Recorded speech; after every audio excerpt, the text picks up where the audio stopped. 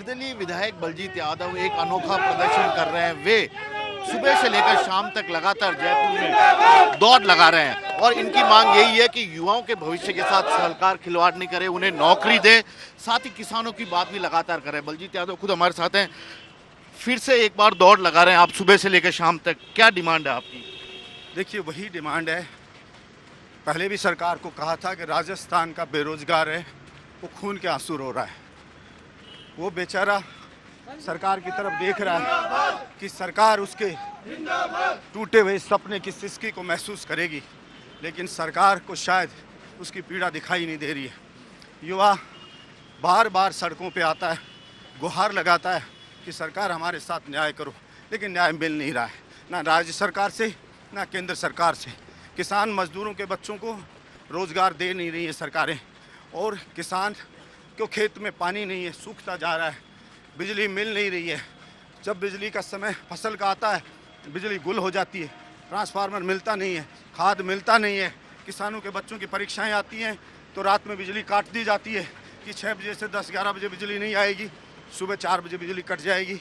ना तो उसका बच्चा पढ़ सकता है, ना किसान खा सकता है, ना जी सकता है। से हालात बना दिए। सवाल मैं पूछ रहा हूँ आपसे, आपने पिछली बार भी गर्मियों के मौसम में देखा था इसी तरह से सुबह से लेकर शाम तक सूर्यास्त तक आपने दौड़ लगाई थी यहाँ पर जयपुर के सेंट्रल पार्क में, आश्वासन भी दिया था। इस बार फिर से भर्ती परीक्षाओं के पर्चे लीक हो रहे हैं, कई बड़े नाम सामने आ रहे हैं और अभी तक जांच भी नहीं हो पा रही है, और आप राजस्थान के युवाओं को यहाँ पर रिजर्वेशन की भी मांग कर रहे हैं लगातार। देखिए, जैसे मैंने कहा कि हम संविधान विश्वास रखने वाले लोग हैं। सरकार ने आश्वासन दिया था कि इन मांगों पर हम सहानुभूतिपूर्वक विचार करेंगे, लेकिन सरकार अगर अपने वादे से मुकरती है।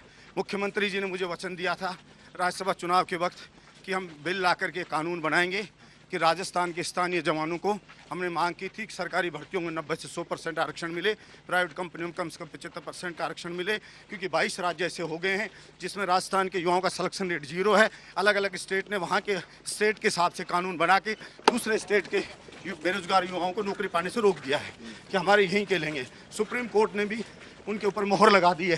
कई लोग सुप्रीम कोर्ट गए तो हमने कहा भाई, या तो केंद्र सरकार कानून बना के उन कानूनों को निष्प्रभावी करे जिससे राजस्थान के बच्चों को भी नौकरी मिले, और या फिर राजस्थान सरकार भी बिल लाए, कानून बनाए जिससे राजस्थान के बेरोजगार जवानों की नौकरियों के ऊपर कोई डाका ना डाल सके। चुनावी साल है, क्या उम्मीद है इस बार केंद्र या राज्य सरकार सुनेगी?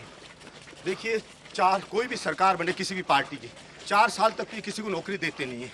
चुनावी साल में नौकरियां निकालते हैं।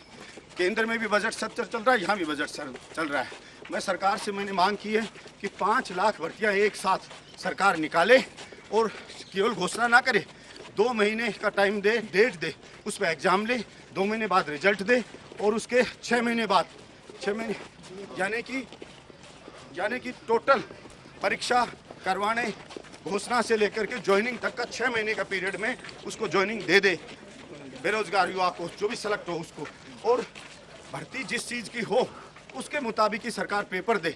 ऐसा ना दे कांस्टेबल की भर्ती में शारीरिक क्षमता को दरकिनार करके IAS के जैसा पेपर थमा देते हैं, तो कैसे बेचारा गरीब किसान अनपढ़ का बच्चा सेलेक्ट हो। और ऐसे ही फौज में है तो नियमित भर्ती की बजाय अब अग्निवीर ले आए, 4 साल की भर्ती होगी, 1.5 साल ट्रेनिंग होगी, मात्र 2.5 साल की नौकरी लगेगी, उसके बाद रिटायरमेंट पे उसको घर भेज देंगे। तो क्या खाएगा वो बच्चा? लगातार अनोखे प्रदर्शन कर रहे हैं। उम्मीद है सरकार तक इनकी बात पहुंचेगी। कैमरामैन विजय सिंह के साथ श्रीवत्सन जयपुर, न्यूज़ 24।